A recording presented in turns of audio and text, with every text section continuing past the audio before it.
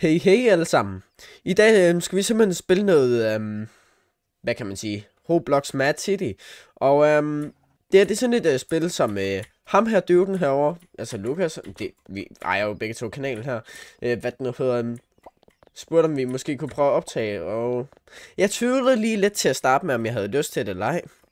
Men han fik mig overtaget til det. Eller overtalt til det, bogstaveligt talt. Er det ikke næsten det, der skete? Ikke så meget den del, det er mere fordi, at... Ja, og jeg skruer lige lidt op på Discord, for ellers så kan folk derude overhovedet ikke høre, hvad du siger. Er det her bedre? Okay, du kan også bare selv skrue dig selv op. Jeg rykkede bare mikrofonen.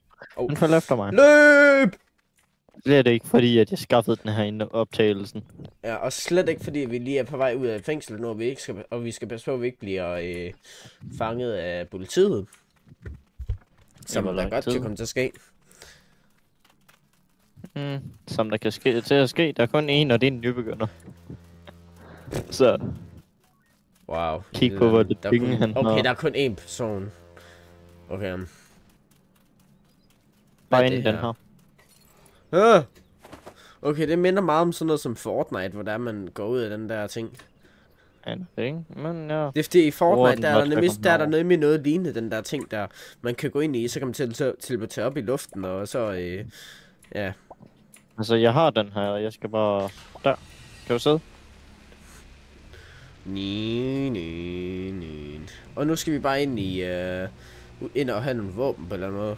Altså, jeg kan ikke lade være med at tage pengene. De ligger der foran, altså. Vi skal også have nogle våben på et tidspunkt. Okay, så vi har åbenbart skulle stjæle den her ting, som jeg ikke rigtig fatter, hvad jeg skal bruge. Men hvad der det penge? Ja, jeg fatter ikke en skid af det her spil. Jeg ved i hvert fald bare, at jeg har spillet det før, men jeg fatter ikke en skid af det. Andet end jeg ved, at det bare er... Det eneste, jeg bare ved med det her spil, det er bare, det er et spil, der er lignende, hvad hedder det nu, Jailbreak. Det er det eneste, jeg ved.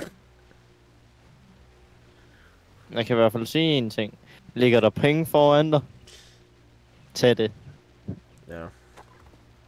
Det er den bedste måde, at man kan komme op og få noget af det, jeg har. Vi snakker ikke om, at jeg lige sad og spammede den der telefon, så det sagde lige...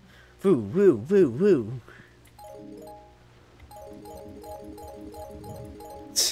Ej, hvor er det sjovt, det her.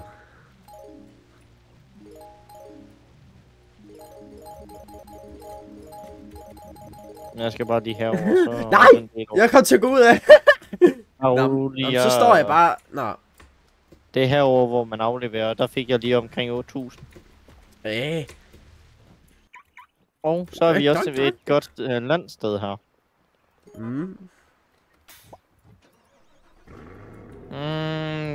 Dumt at placere den der.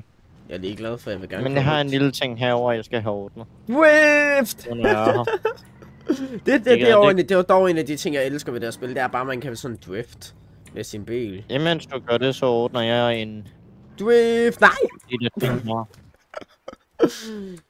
Jeg kommer til at køre ud i vandet. Er der ikke et våben et eller andet sted?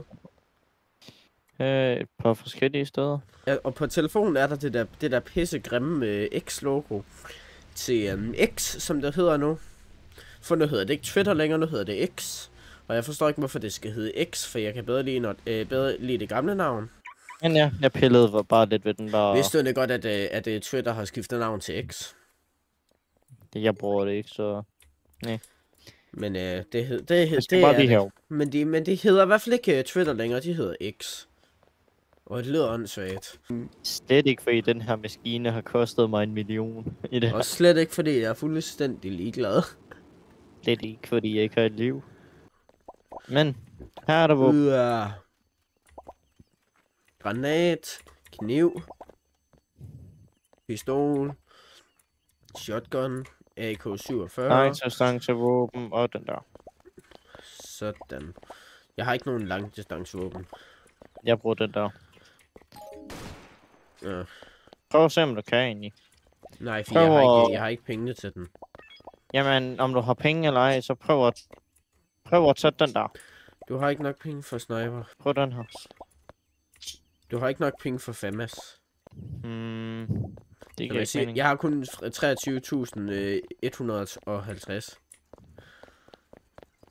Ja, det penge bliver hurtigt levet store. Herover var der mulighed for helikopter. Ja. Det er den, der du får den frem med. Helikopter! Til jer, der ikke ved det, jeg er en kæmpe stor helikopterfreak. Jeg kan godt lide helikopter. Nå. Så kan jeg begynde på min kage. Jeg kan ikke få noget at flyve den. Hvordan flyver man op? Oh my god, den der freak der. Jeg kan ikke få noget at flyve den op, Lucas. Hvordan flyver man den? Q og I. Jamen, jeg kan ikke. Den... Nu er den bugt. Følg efter mig. Så det tager vi en anden vej. Sådan der. Jeg har fået en ny. Der var du heldig. Jeg kan ikke engang trykke E. Q og E. Jeg kan ikke gøre noget. Der.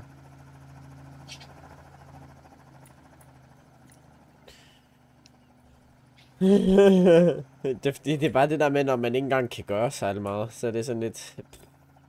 Ja. Hvad skal vi nu? Hen og røve et eller andet. Bank.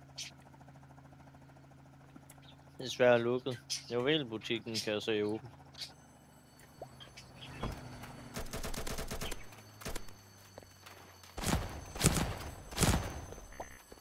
Dø med dig.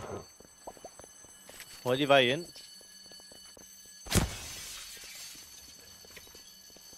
Hvordan stjæler man? Man plejer bare at gå over det.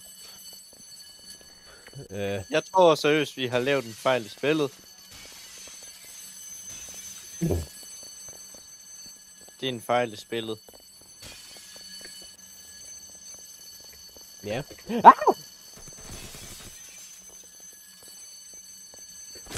Jamen seriøst. Vent, hvorfor kan jeg skade ham? Bare dø. Hvorfor skal jeg dø? Fordi der er en fejl i spillet, du sidder fast der. Jeg dræber mig selv. Au! Au! Der er fly herovre. Hvorfor ikke tage det? Bare tag dig hen, jeg kommer. Valgte. Hvordan kommer man på flyet? På flyet, det kommer lige om snart. Jeg kan ikke komme ind i flyet. Men er der et par veje. Men teknisk set, så er det eneste du skal, ikke? Okay, jeg bliver afsted af en lidt eller anden idiot. Ja, jeg kommer. Røvhul. Nå, det er en, som der sidder og snøder. Jeg kom til at købe et våben. Det er en, som der sidder og snøder. Jeg kom til at købe et våben, du ved det der til 75k. Har sat hvad? Hello darkness, my old friend. Christian, du ved hvordan jeg har det med det. Okay, det er SMG. Hvor får man fat til inventory? Eller kommer man ind i sit inventory? Du kan ikke komme ind i det. Åndssvagt. Så man kan ikke engang rykke pladserne til ens våben? Nej. Det er sgu åndssvagt. Det burde de gøre, så man kan få lov til. Der er en grund til, at det her spil er dårligt programmeret. Men åbenbart rimelig kendt.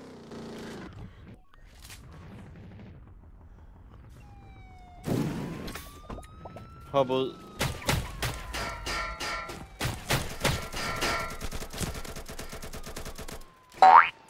Det kom. Haha. Nu stjæler jeg din motorcykel, hvis jeg kan. Nej. Den poppede. Rip ham. Husk på, hvad der var, jeg snakkede med omkring, at jeg gerne vil have den til at vare imellem 20 og 25 minutter. Nej, 20 og 30 minutter. Ja, vi kalder dig videoen for flyrøveriet. Oh god. Og du hoppet ud. Du er hvorhenne? Ned i vandet. Det er fordi jeg prøver på, at hoppe op på flyet, der bevæger sig. Lad være med det. De kan ikke godt lade være med. et fly, inden det dør. Jeg kan ikke gøre noget! Og det dør. Skynd dig! Nå.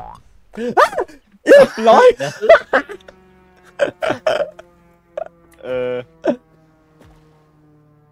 Ja. Typisk. Bare ned i vandet igen. Der er ikke ja. rigtig andet. Kig på mig. Du bruger den, så bruger jeg den her. Okay, jeg vil gerne på dig. Ja. Hvad skete der?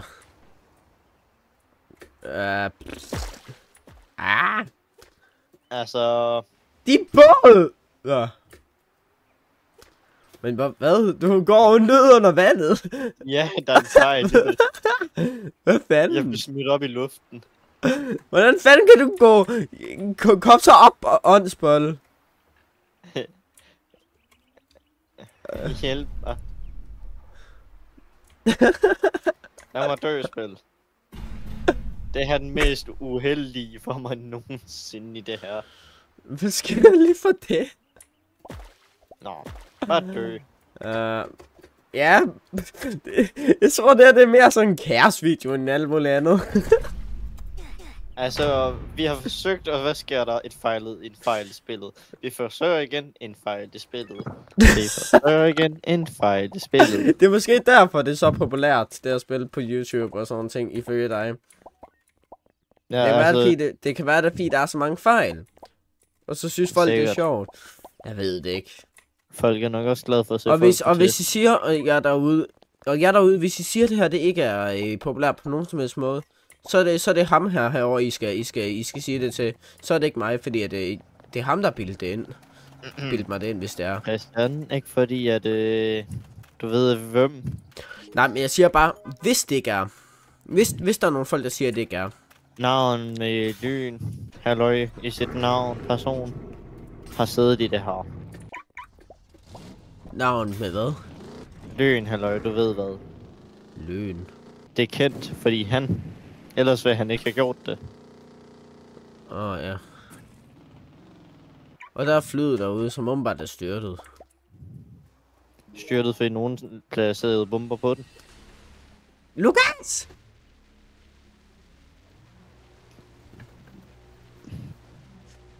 Og den her har jeg købt, fordi hastighed. Hvis du ser, hvor hurtigt den bare flyver på vandet. Ja.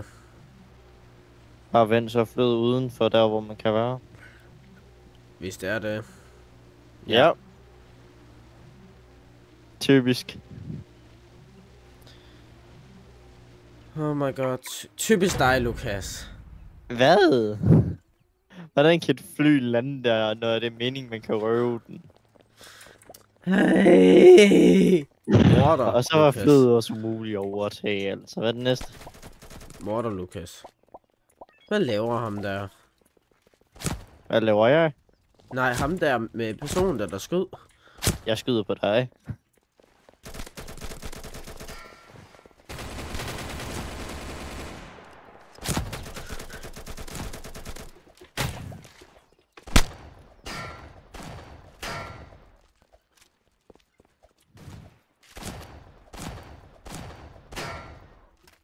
Nå. Lukas, stør dig selv. Det er ikke en eller anden PvP-video eller sådan noget. Der er en superhelt. Og hvorfor fik jeg drabet på ham? Vi er en noob. Og opad her. Opad her. Ja, sådan Hvor et her? ræb. Der er sådan et ræb. Og hvis juvelstedet nu ikke virker for, så vil jeg ikke vide hvad. Jo, nu virker det. Hvor er du henne? Nå, det er der. Juvel. Ah! Der er en, der spiller musik. Og jeg er bange for, at jeg kan give copyright til min video. Er der ikke en måde, man kan slå det fra? Jeg tror Der. det er en vej, så bare Det er fordi, jeg har sat noget til, der hedder streamer mode. sådan der. Så er den ene på. Yes, det virker.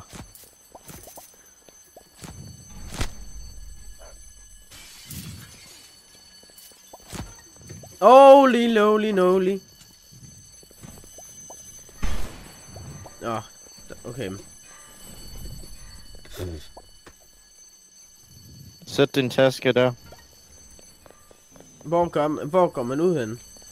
Vi skal finde nogle forskellige ting, og så sætte det i de rigtige steder. Hvor gør man det hen? Den her mangler. Den læser. Jeg dør. Fundet. Jeg er død. Typisk. Okay. Nej. Jeg vil vide, hvad jeg er død til. Hvad døde du til? Dødsøs til intet. What the... Jeg rørte ikke noget, jeg døde bare.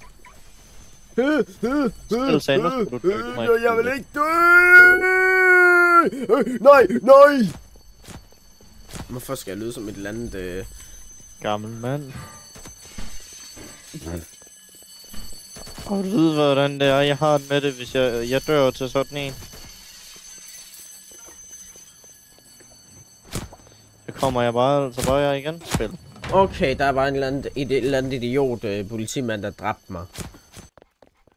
Prøv at sige, så mange forsøg, så mange gik galt. Ja, men mig min ven vil i hvert fald sige super mange tak for, at du var med i den her video her, fordi at den har varet 22 minutter, faktisk 23 minutter i mit optagelsesprogram, og den bliver garanteret lidt mindre i redigeringen. Men og det bliver for langt for mig at redigere. Ja, det er fordi, jeg gider nemlig ikke redigere eller lave alt for lange videoer, fordi det bliver for langt for mig at redigere, og det... Men det værste er, det min ven Lukas, han ved... Min ven Lukas, han ved godt, hvor lang tid det kan tage mig at redigere en 45 minutters video. 5 uger, cirka. Nej, det kan godt tage over en uge. Hvorfor tror du, jeg sagde 5? Ja. Det er min forståelse af det. Ja, men ja, jeg håber, I forstår, og jeg beklager til jer, der ikke kan tåle at se noget dreje rundt. Det beklager jeg sindssygt meget. Vi snakker bare ikke om, at jeg lige driftede rundt og lavede donuts ude på parkeringspladsen. Men vil i hvert fald sige super mange tak for, at du var med i den her video af Mad City. Hvis I kunne lide videoen, så må I meget smide et like og subscribe. Husk på, det er helt valgfrit, og vi tvinger subscribe. Husk på, det er helt valgfrit, og vi tvinger jer ikke til en skid. Men vi vil i hvert fald sætte meget stor pris på, hvis I rent faktisk skal subscribe. Som sagt, som I jo plejer at sige, det er helt valgfrit, og vi tvinger ikke til en skid. Men i hvert fald som sagt, sætte meget stor pris på, hvis I rent faktisk skal subscribe og alle de der ting der. Men ellers, så må I hvert fald få en sindssyg god dag. Eller have en god dag, eller ja, lige meget.